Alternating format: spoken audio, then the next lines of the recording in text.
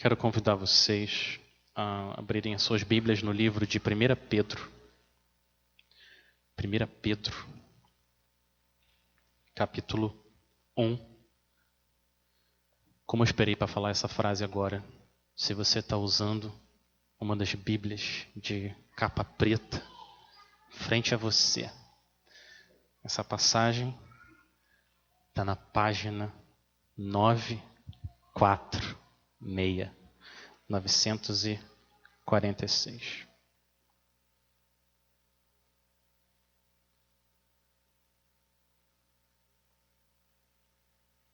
Se Deus assim permitir, nós vamos começar hoje a série na carta de 1 Pedro.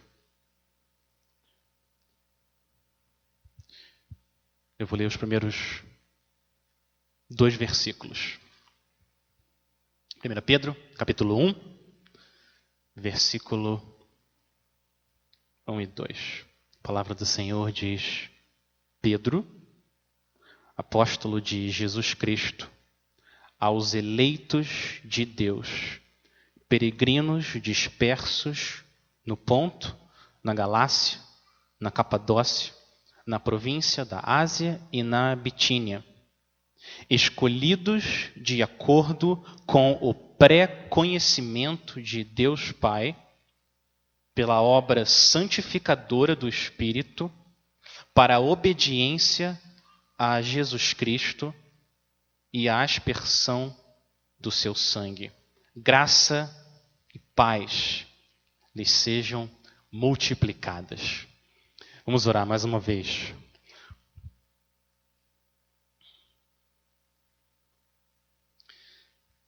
Senhor, nós estamos agora com a Tua palavra aqui aberta. E a gente quer pedir que graça e paz sejam multiplicadas nos nossos corações, através da Tua palavra, Senhor. Só o Senhor pode fazer isso, e é por isso que a gente ora mais uma vez e pede que o Senhor traga graça e paz, nos mostra a Tua glória e o Teu poder através da Tua palavra santa e bendita, em nome de Jesus. Amém.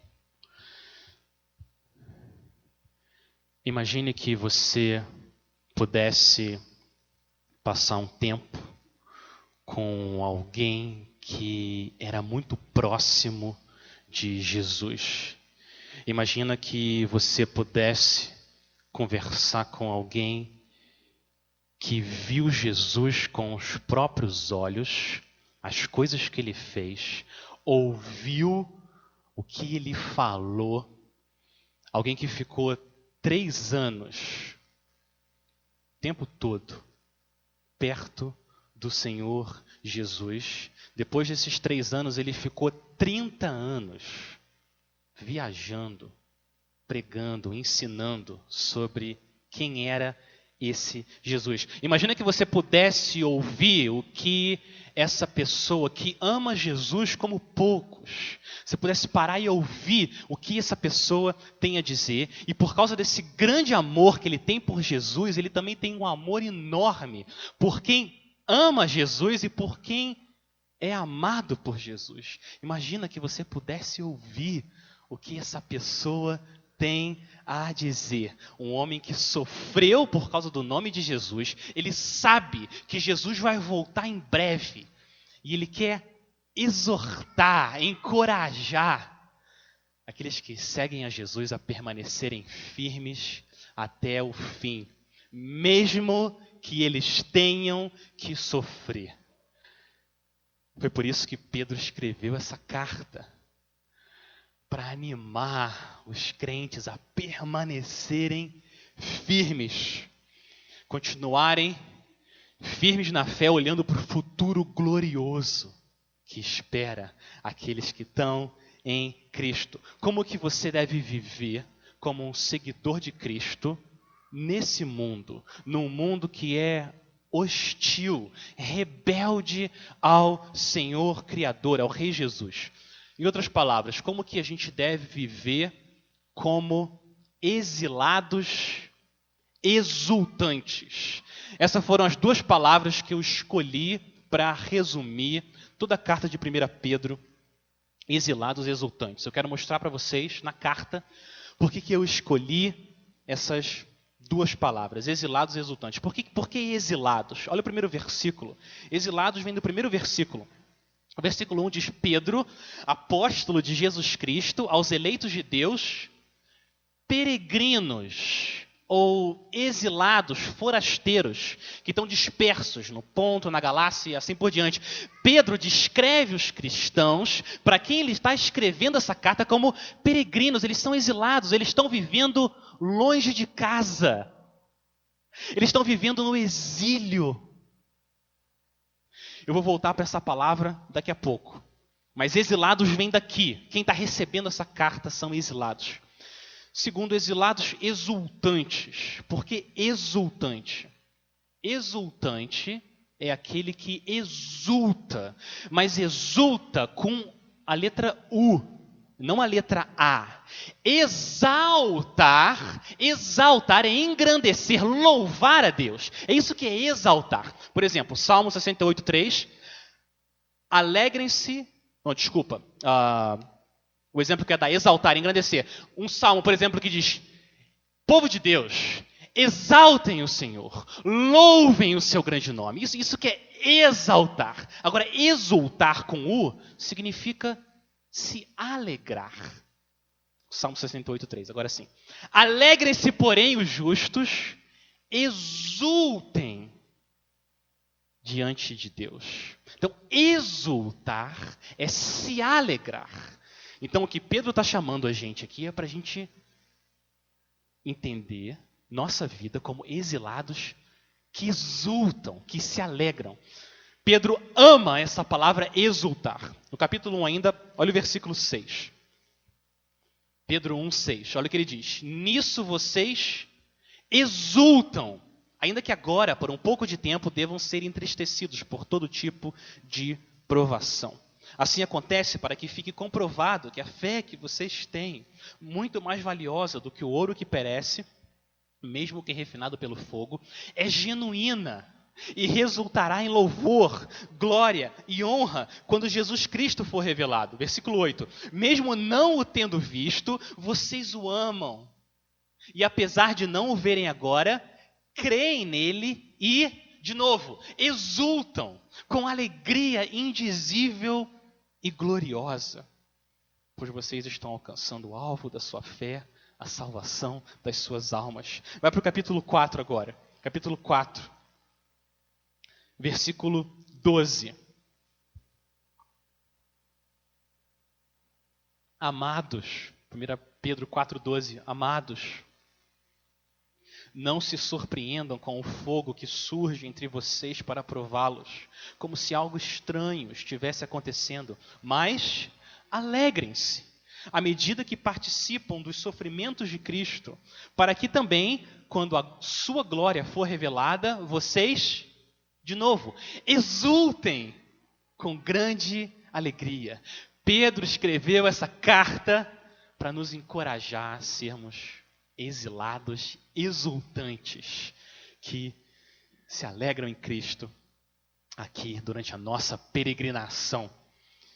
Como acontece em praticamente todas as cartas do Novo Testamento, a carta começa com o nome do autor. 1 Pedro se chama 1 Pedro porque Pedro é o autor da carta. O versículo 1. Pedro, apóstolo de Jesus Cristo. Apóstolo significa enviado. Então Pedro fala com a autoridade do rei que enviou ele, o rei Jesus. Então, diferente de muita gente hoje que se auto-intitula apóstolo, foi Jesus que enviou Pedro e disse que ele era um apóstolo. Jesus pessoalmente chamou Pedro, treinou ele e depois enviou Pedro a pregar sobre Cristo.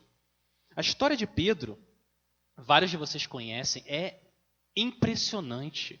Pedro era um pescador, como era comum, várias pessoas eram pescadores ali na Galileia. E um dia ele está pescando com o irmão dele, André. E ele está lançando as redes no mar. E daqui a pouco chega um homem perto ali de Pedro e André, esse homem olha para eles dois e fala: sigam-me, e eu vou fazer de vocês pescadores de homens. Eles largam as redes na hora e começam a seguir esse homem chamado Jesus.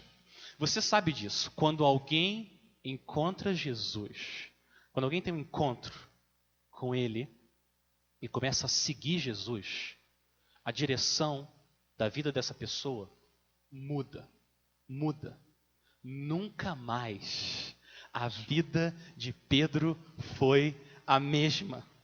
Pedro se torna um seguidor, discípulo de Cristo, junto com outros 12 homens que Jesus escolheu, mas ele não estava não só do grupo, ele não era só parte do grupo dos 12, ele fazia parte de um grupo menor, um círculo mais íntimo, de 3 apóstolos. Pedro, quem mais? Tiago e João. Ele fazia parte desse grupo mais íntimo, mas não só isso. Rapidamente a gente percebe nos evangelhos e também no livro de Atos que Pedro era o líder desses 12. Mas Pedro não era perfeito. Ele não foi colocado como líder porque ele era perfeito. Ele não era. Porque esse Pedro, na hora que o Senhor dele, o mestre, foi preso, o que esse homem fez foi negar que conhecia a Cristo. Eu não sei quem é esse homem. Pedro negou o mestre dele. Jesus foi preso, crucificado, mas Jesus ressuscita, vai até Pedro e restaura Pedro. Restaura Pedro e envia Pedro agora a pregar Cristo e ele crucificado. E é isso que acontece.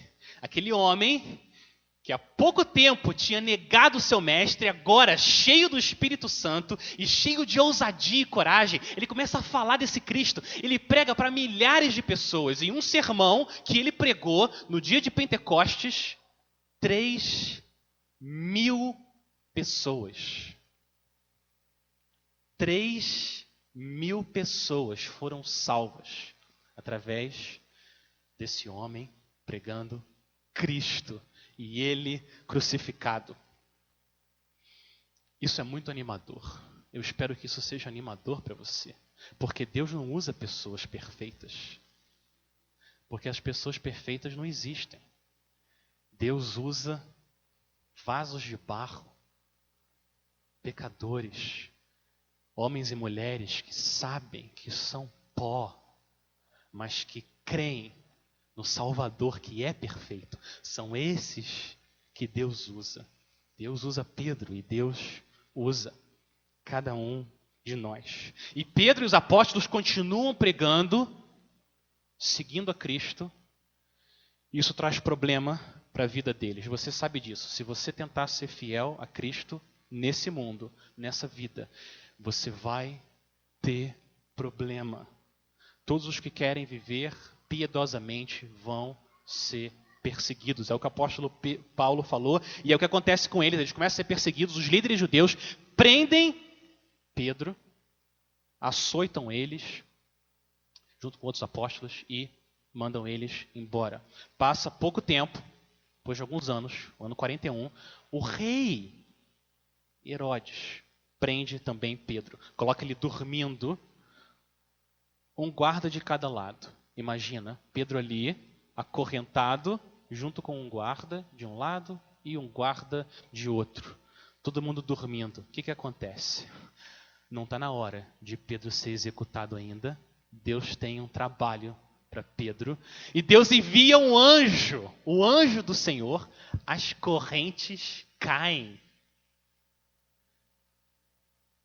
Milagre. O Senhor é poderoso. Liberta Pedro para continuar pregando o evangelho. E o que o anjo faz? Ele volta para Herodes, fere Herodes. E a Bíblia diz que ele morre na hora. O Senhor libertou Pedro e matou o rei poderoso. Por quê? Isso vale até hoje. Aqueles que se humilham, Deus exalta. Aqueles que se exaltam, Deus humilha. E foi isso que aconteceu. Passa mais alguns anos, Pedro sai de Jerusalém, em 44, passa mais alguns anos, em 50 ele vai para Roma, capital do império, que é de onde ele escreve essa carta. No ano de 62, essa carta que você tem na mão, que hoje a gente chama de 1 Pedro, foi a carta que ele escreveu no ano 62. Na época, o imperador era um homem mau, maligno, chamado Nero. Nero era o imperador.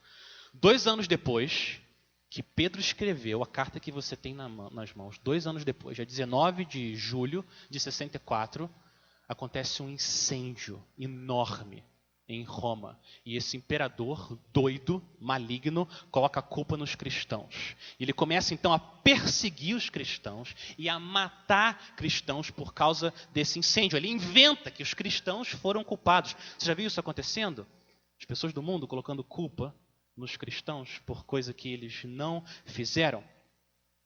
E olha isso. Olha como isso é importante. Deus deu ao povo dele essa carta de 1 Pedro um pouco antes da perseguição ficar mais acirrada.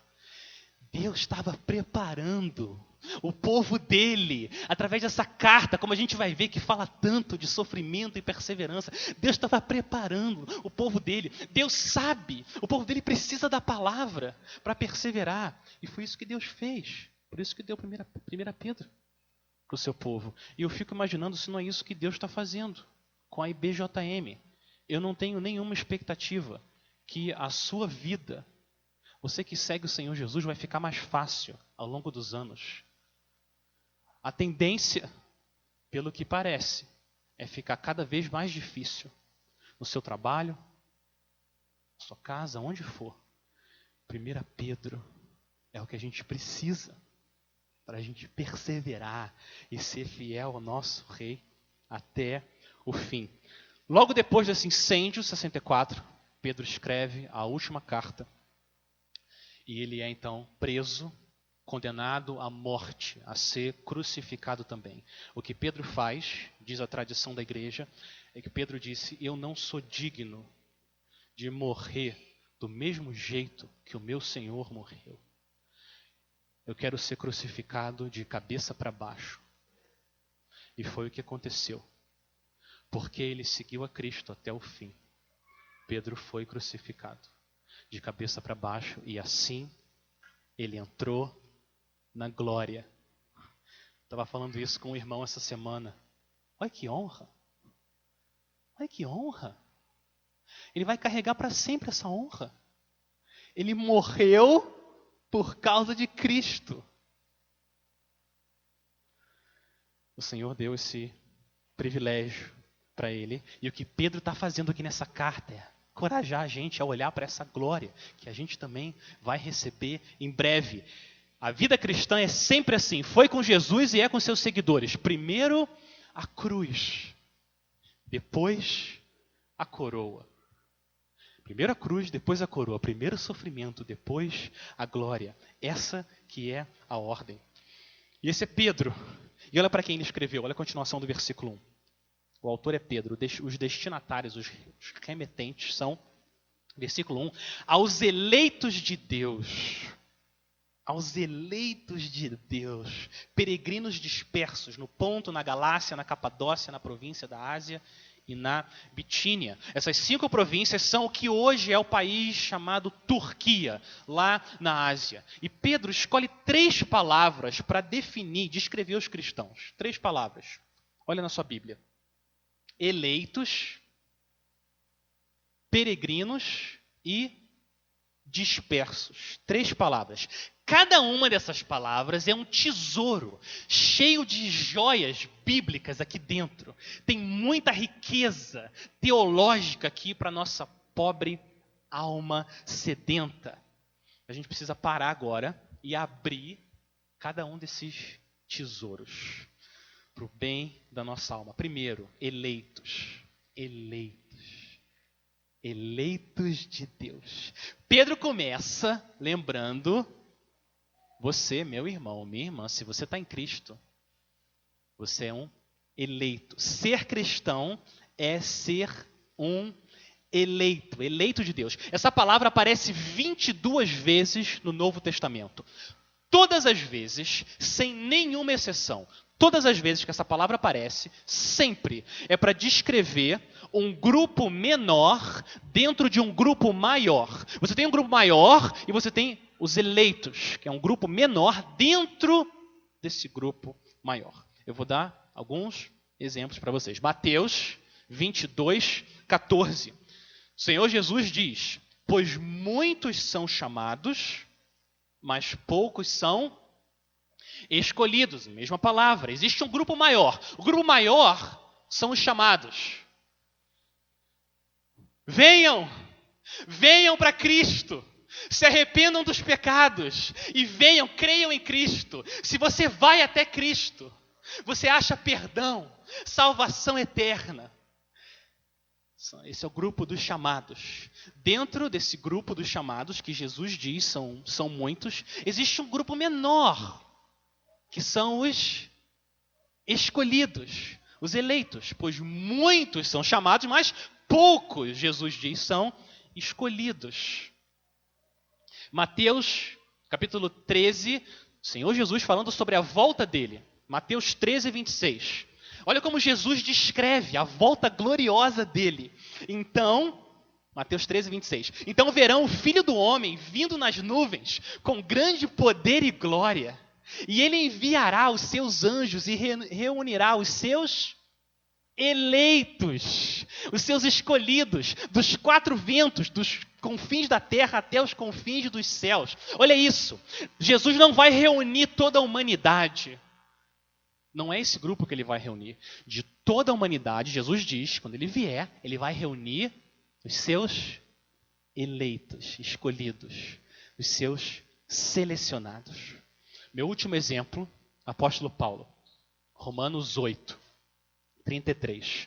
Paulo faz uma pergunta retórica, uma pergunta que ele já sabe qual é a resposta. A pergunta que ele faz em Romanos 8, 33 é: quem fará acusação contra os eleitos de Deus? E sabe, a resposta é nenhuma. Porque, ninguém. Porque, ele fala, é Deus quem os justifica. Deus não justifica o mundo inteiro. Deus não declara o mundo inteiro como justo. Deus declara aqueles que ele chama dos eleitos, selecionados, escolhidos. É para eles que o Senhor dá fé, e com essa fé que eles receberam, eles correm para Cristo. Essa doutrina da eleição é uma das doutrinas mais maravilhosas de toda a Bíblia.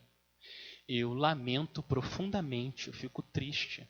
Como é que uma doutrina dessa, tão linda, causa tanta controvérsia no meio evangélico? Deus nos deu essa doutrina da eleição para trazer conforto para nossa alma e glória para o nome dele. É por isso que ele fala que nós somos eleitos. Todo cristão escolheu a Cristo. Isso é verdade, ninguém vai negar isso. Se você é crente, é porque você decidiu, você escolheu, você teve fé, foi você que creu. Sim. Mas a pergunta é a seguinte: o que faz o Alex crer em Cristo e o meu vizinho João não? Qual que é a razão que me faz eu crer e o meu vizinho não? Qual que é a razão decisiva? Qual que é a razão final que decide, define por que eu creio e o meu vizinho não crê? A resposta da Bíblia é que a causa de você ter escolhido a Cristo é que antes ele escolheu você. Essa é a resposta da Bíblia para essa pergunta. Qual que é a causa decisiva para alguém ser cristão? Até a fé que você tem é um presente de Deus. A fé é um dom de Deus, Efésios 2:8.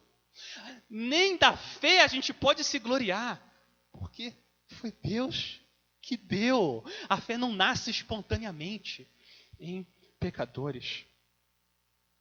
Deus escolheu dar fé para a gente, é por isso que a gente crê em Cristo. Não tem nada que a gente pudesse fazer para merecer a salvação. Deus me escolheu quando eu não amava Ele, eu não tinha nada para oferecer a Ele. Deus me escolheu, para pensar, aplica para a sua vida.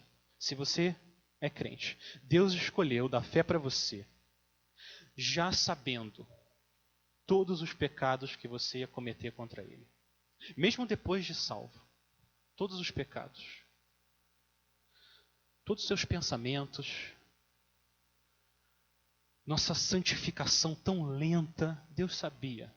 Todas as vezes que eu ia ofender o Senhor, Ele sabia tudo que eu ia fazer. E mesmo assim Ele falou, eu vou amar esse pobre pecador. Eu vou trazer ele para mim. Se a gente entende essa doutrina, se eu sei que mesmo com todo o mal que ainda reside no meu coração, Deus me escolheu, eu fico mais seguro. Eu não fico pensando, será que Deus me ama agora? Agora que eu fiz essa besteira terrível? Agora que eu ofendi o nome do meu Senhor? Será que Deus ainda me ama? Eu fico seguro. Não. Ele sabia. Deus não me ama por causa do meu desempenho. Ele escolheu derramar o seu amor em mim. O meu pecado não faz Deus desistir de mim. Não chega o ponto que Deus fala, agora não, chega. Chega, você cruzou a linha. Agora vai embora. Deus nunca faz isso. Nunca. Essa palavra que Pedro está usando aqui, eleito, uma palavra que Pedro está pegando do Antigo Testamento. Ele faz isso o tempo todo. Eleito, escolhido, era a palavra que era aplicada no Antigo Testamento para Israel. Israel era o povo eleito. O que Pedro está dizendo é que o Deus que escolheu Israel, o Deus que abriu o mar, o Deus que envia profetas, o Deus que faz alianças com o seu povo, esse mesmo Deus é o Deus que continua escolhendo, salvando e protegendo. Mas por que Deus escolheu Israel? Isso ajuda a gente a entender por que Deus escolhe a gente agora. Por que Deus escolheu Israel? Por quê? Deuteronômio 7. Se você tem a sua Bíblia, abre em Deuteronômio 7. Uma das respostas mais claras em toda a Bíblia para explicar por que Deus elege, por que Deus escolhe alguém, um pecador, para salvar ele. Deuteronômio 7, uma das passagens mais claras. Deuteronômio 7, versículo 6. O Senhor, o seu Deus, Deus falando com Israel, o Senhor, o seu Deus, os escolheu dentre todos os povos da face da terra para ser o seu povo, o seu tesouro pessoal. Olha isso. Deus escolheu Israel para ser o tesouro pessoal. Isso é verdade para os cristãos também. Agora ele fala qual que não foi a razão. Versículo 7. Qual não foi a razão que Deus escolheu Israel? O Senhor não se afeiçoou a vocês, nem os escolheu por serem mais numerosos do que os outros povos. Pois vocês eram o menor de todos os povos. Não foi porque Deus estava precisando de ajuda. Eu preciso de um povo forte para me ajudar no que eu quero fazer. Não.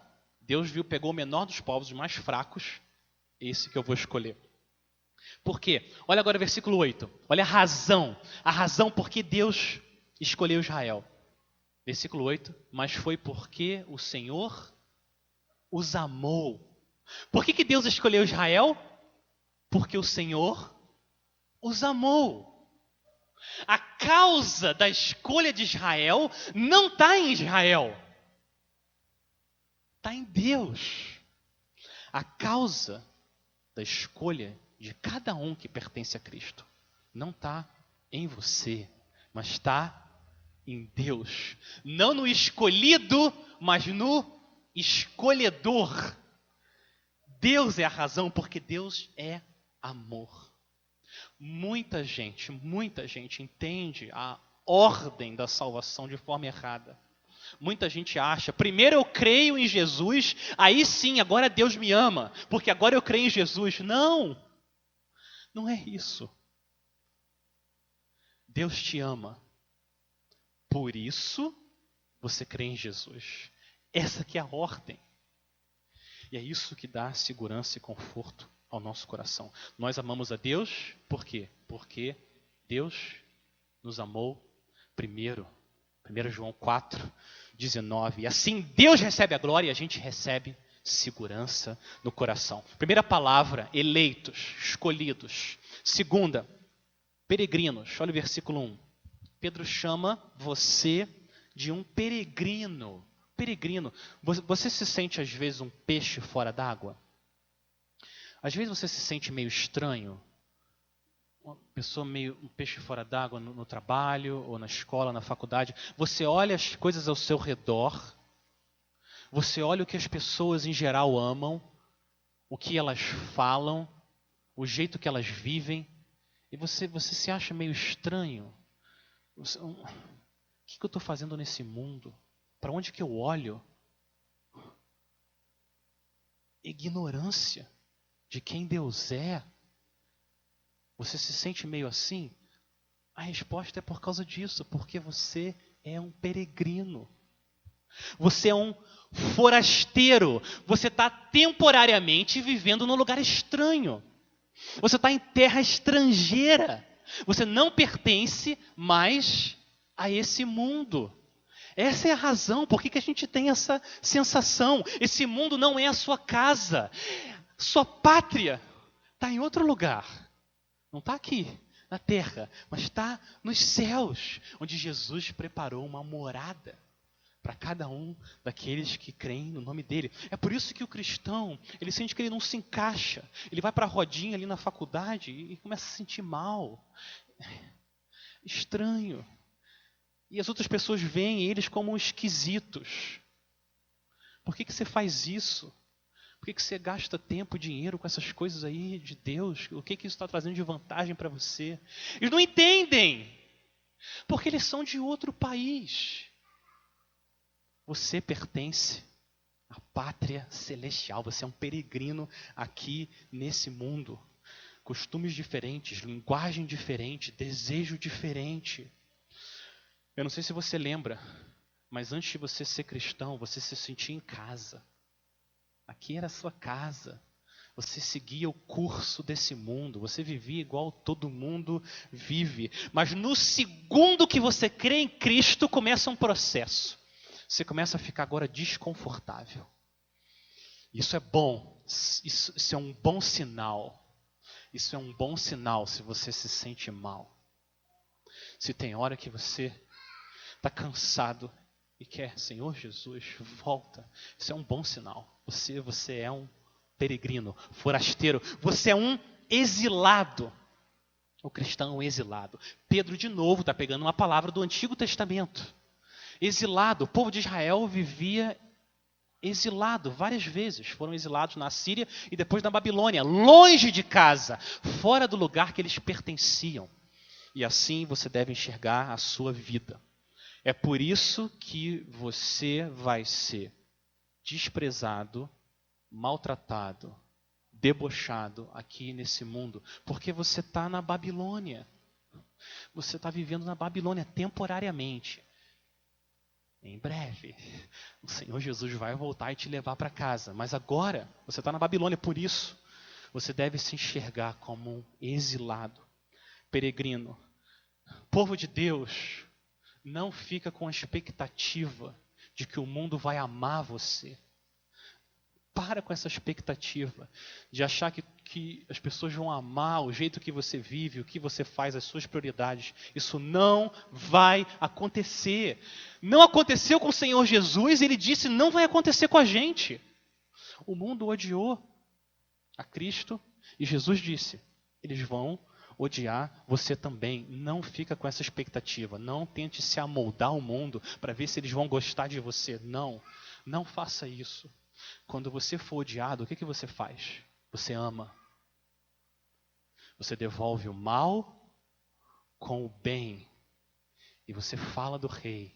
E você chama mais e mais pessoas a se tornarem exilados aqui nesse mundo. É isso que a gente está fazendo aqui. Deus tem seus eleitos. Quem são eles? Quem são os eleitos de Deus? Você não sabe, eu não sei. O nosso trabalho não é saber quem são os eleitos. Nosso trabalho é trazer glória a Deus na maneira como a gente vive e pregar Cristo. E a gente sabe que aqueles que vêm até Cristo e confiam nele, esses são os eleitos. Esses são os peregrinos. Aqueles que confiam no nome do Senhor. Exilados, eleitos e terceira palavra, dispersos, espalhados. Assim como o povo de Israel, de novo, foi espalhado pelos 4 cantos do mundo para ser luz. O Senhor Jesus está nos espalhando nesse bairro, nessa cidade, nesse estado, nesse país, no mundo, para que a gente pregue a Cristo e Ele crucificado. Essa é a nossa vida debaixo do céu, como súditos do Rei Jesus, dispersos em Sumaré e nos 4 cantos do mundo. Eleitos, peregrinos, ou exilados e dispersos. E agora Pedro termina essa saudação inicial definindo o que é ser eleito, como que essa eleição acontece em relação a Deus e a cada uma das pessoas da Trindade.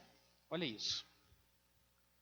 Pedro vai falar como que essa eleição acontece diante do Pai, do Filho e do Espírito. Ser salvo, ser cristão, é um milagre da graça divina do Pai, do Filho e do Espírito Santo. E é isso que Pedro quer que a gente saiba desde o começo, que a salvação é uma obra miraculosa de Deus. Em geral, a Bíblia fala nos seguintes termos: o Pai planeja, o Filho conquista e o Espírito aplica.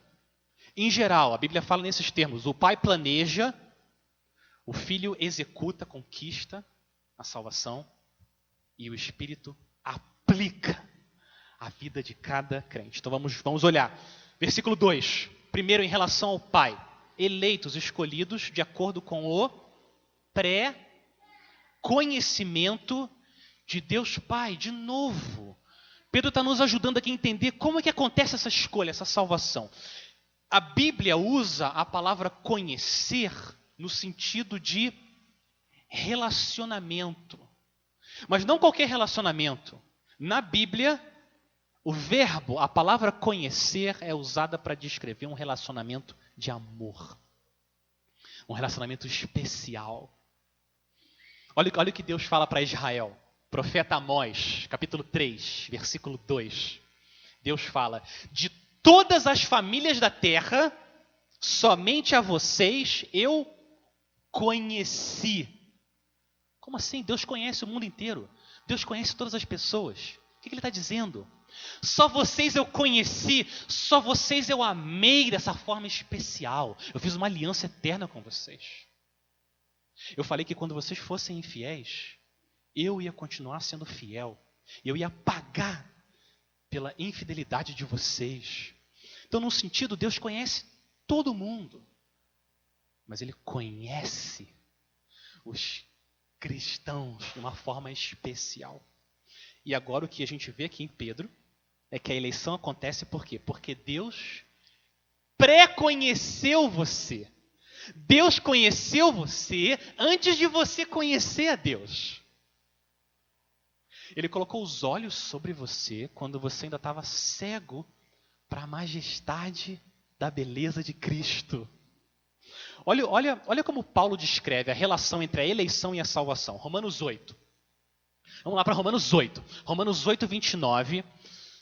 Paulo usa a mesma palavra, a mesma expressão. Romanos 8, 29. Pois aqueles que de antemão conheceu, aqueles que Deus pré-conheceu, também os predestinou. Destinou eles a serem o quê? A serem conformes à imagem de seu filho, a fim de que ele seja o primogênito entre muitos irmãos. E agora vem os elos dourados, inquebráveis da salvação, que começa lá na eleição, na escolha de Deus, no pré-conhecimento. Olha a salvação inquebrável de Deus, versículo 30. E aos que predestinou, também chamou. E aos que chamou, também justificou. E aos que justificou, também glorificou. É um grupo. O grupo dos predestinados são chamados, eles ouvem, colocam a fé em Cristo, Deus declara eles como justos no tribunal dele, e depois Deus glorifica. É o mesmo grupo. Algumas pessoas usam essa passagem, falando do pré-conhecimento de Deus, para explicar mais ou menos assim, que Deus olhou no túnel do tempo, Deus olhou lá no túnel do tempo e viu que você teria fé em Cristo, lá no futuro. Aí então Deus viu que isso ia acontecer, então Deus volta e elege você. Porque ele tinha uma presciência do que você ia fazer. Muitas pessoas explicam a salvação e esses versículos assim. Não é isso que Pedro está falando. E não é isso que Paulo está falando. A causa da eleição está em Deus. E não em você. Ou na fé que você teria. Não é essa a ordem. E isso afeta muito a nossa vida. Afeta demais o nosso coração. A sua segurança da salvação. Impossível você dar toda a glória que Deus merece. E está seguro. Se você acha que você é a causa final. Que é por causa da sua fé que Deus escolheu você. Não. É o contrário. É porque Deus escolheu você, crente. Que você tem fé. Ele quis dar um presente para você. Toma fé para você poder vir até a mim. Eu vou arrancar sua incredulidade, sua cegueira. Eu vou dar para você agora olhos da fé.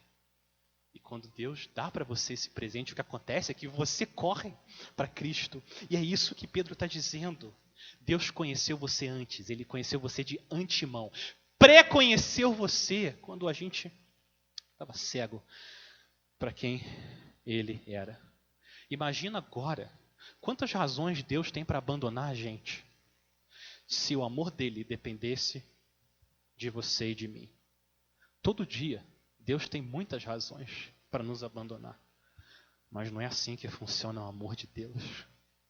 O amor de Deus surge, nasce e é sustentado pelo próprio Deus. Muito bem. Deus me conheceu de antemão. O Pai escolheu. Segundo, versículo 2. Olha a continuação do versículo. Depois de falar do Pai, nós somos eleitos como?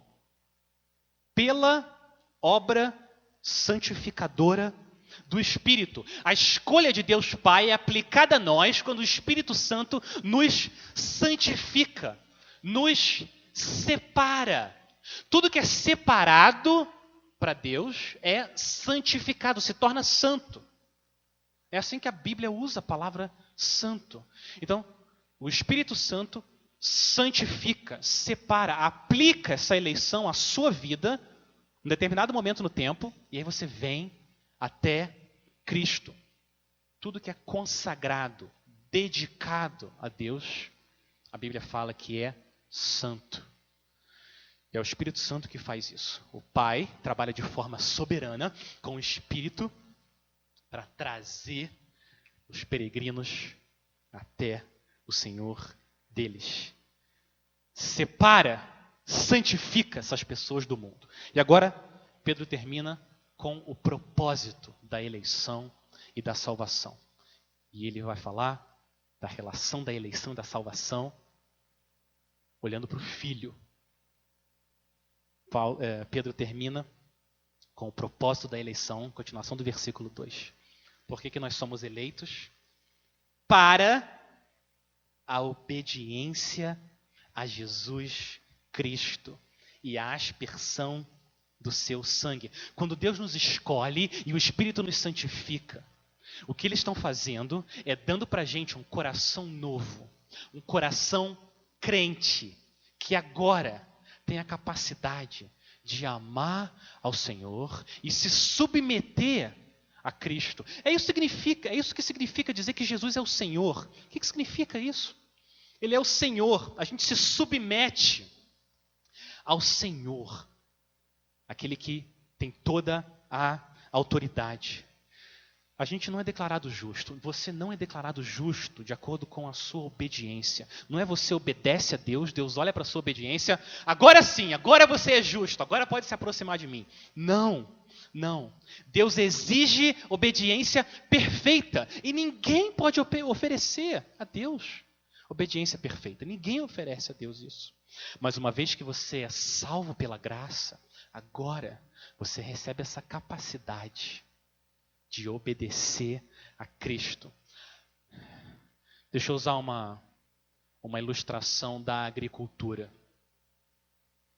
A árvore da fé, quando ela está enraizada no solo chamado Cristo, essa árvore sempre, sem exceção, sempre, ela dá frutos de obediência. Sempre. Nenhuma exceção. Todo cristão se encaixa nessa ilustração. E é isso que Pedro está nos dizendo. Nós somos salvos, escolhidos para obedecer ao Senhor. Deus não salva a gente para que a gente continue em rebelião contra o rei. Não, Ele salva a gente para que a gente se torne mais parecido com o rei. E a gente se torna mais parecido com o rei se submetendo à vontade de Cristo. Mas tem um problema aqui. Você deve ter reparado, tem um problema aqui, se a gente for ser honesto. Qual que é o problema? O que Deus faz com os nossos atos de desobediência? Deus é justo, Ele tem que tratar esses atos. O que Deus faz com a nossa imoralidade e a nossa idolatria, nossa vaidade, com o nosso egoísmo, nossa ganância? O que Deus faz com isso? Nossos pecados precisam ser perdoados para a gente entrar na presença desse Deus que é santo. E é por isso, eu entendo, é por isso que Pedro inverteu a ordem, que geralmente a gente está acostumado a ver do Pai, do Filho, do Espírito, e colocou Jesus agora no final para terminar com, final do versículo 2, e a aspersão do seu sangue. A aspersão do seu sangue. De novo, a gente precisa voltar para o Antigo Testamento para ver a riqueza do que Pedro está mostrando aqui para a gente. O que é a aspersão do seu sangue? Quando Deus entrou numa aliança com Israel, Deus criou uma cerimônia. Deus fez uma cerimônia. Qual foi a cerimônia? Moisés subiu até o monte, você lembra? Ele pegou a lei, a palavra de Deus, desceu, transmitiu a palavra de Deus para o povo de Israel. E o que aconteceu é que o povo começou a sacrificar novilhos. Vários sacrifícios. Olha o que Moisés faz. Ele pega metade do sangue, daquele monte de sacrifício, pega metade do sangue e ele derrama o sangue sobre o altar. E ele pega a outra metade e coloca em tigelas. Ele põe o sangue em várias tigelas. E o povo está ali, diante de Moisés, e ele com as tigelas de sangue dos cordeiros, dos sacrifícios, segurando ali a tigela. E Moisés lê o livro da aliança para todo o povo. Todo o povo ouve o livro da aliança. E olha o que o povo diz: faremos fielmente tudo o que o Senhor ordenou. E eles fazem esse voto, essa aliança com o Deus de Israel. Moisés pega o sangue que está nas tigelas, pega uma planta, molha ali na tigela o sangue, e o que ele faz?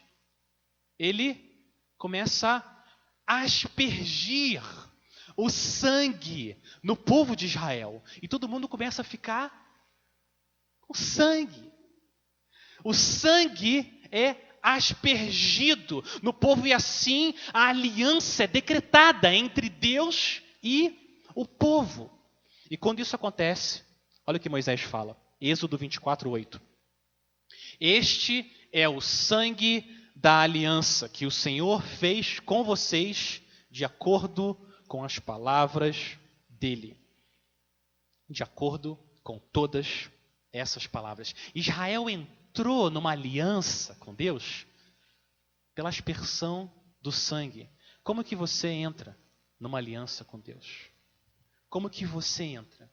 Você precisa ser aspergido com o sangue do Cordeiro. Você já foi? Você já foi aspergido com o sangue do Cordeiro? Não aspersão concreta, física, mas a aspersão que vem pela fé. Que você recebe o Cordeiro de Deus, que tira o pecado do mundo. É assim que você entra numa aliança. Mas o sangue de Cristo é muito melhor e mais poderoso do que aquele sangue que Moisés derramou no povo de Israel. Porque o povo prometeu que ia obedecer a Deus. O que aconteceu? Eles não obedeceram. Mas o sangue de Cristo é mais poderoso. Porque você recebe nessa aliança um coração para a obediência a Jesus Cristo. Você recebe agora essa capacidade. Aqui desse lado do céu, não perfeita, mas essa capacidade de obedecer ao Senhor. Um sangue que tem poder de nos lavar e nos transformar. Se a Ti confessarmos e seguirmos na Tua luz, Tu não somente perdoas, purificas também, ó Jesus. Sim, e de todo pecado, que maravilha desse amor. Pois que mais alvos que a neve, o Teu sangue nos torna, Senhor, alvo mais que a neve. Alvo mais que a neve. Sim, nesse sangue lavados, mais alvo que a neve serei. O sangue de Cristo nos lava, nos deixa brancos.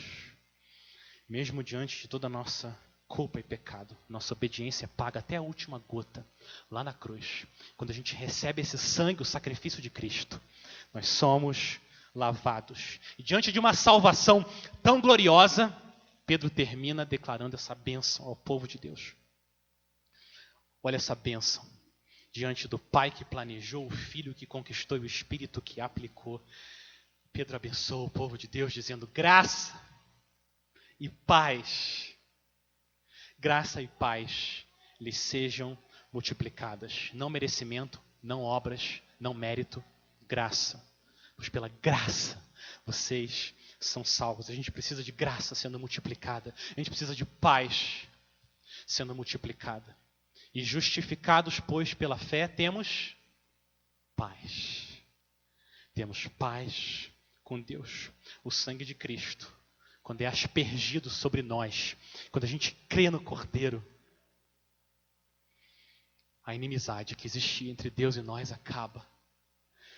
E nós temos paz com Deus. Quando você olha para o Cordeiro de Deus, você é reconciliado com o Deus Criador de todas as coisas. Aquele que conheceu você e escolheu você antes que houvesse mundo. Meus irmãos, peregrinos, forasteiros, exilados, permaneçam firmes. Permaneçam firmes no Senhor. Continue correndo a corrida da fé, olhando para o autor e consumador da sua fé. Cristo, a sua peregrinação no deserto dessa vida aqui, um dia vai acabar. Em breve vai acabar. E você vai chegar em Jerusalém celestial, a terra prometida, lugar onde nosso Deus habita, o nosso lar, doce lar. Eu queria orar com vocês, então. Vamos terminar nosso tempo aqui na palavra orando. Peregrinos, não tirem os olhos de Cristo. Não tirem os olhos de Cristo. Em breve você vai estar em casa. Senhor, nos ajuda, Senhor. Nos ajuda. Nos ajuda a continuar confiando no Senhor. Mesmo vivendo fora de casa, longe do nosso lar. Senhor, faz o teu povo não tirar os olhos de Cristo. Nos ajuda, Pai, a sermos exilados, exultantes, forasteiros, felizes, mesmo que isso implique que nós tenhamos que sofrer por causa do teu nome, Senhor. Senhor, obrigado pela graça, pelo privilégio que a gente recebeu do Senhor, de poder se reunir aqui nesse lugar mais uma vez. Louvado seja o teu grande nome. Em nome de Jesus. Amém.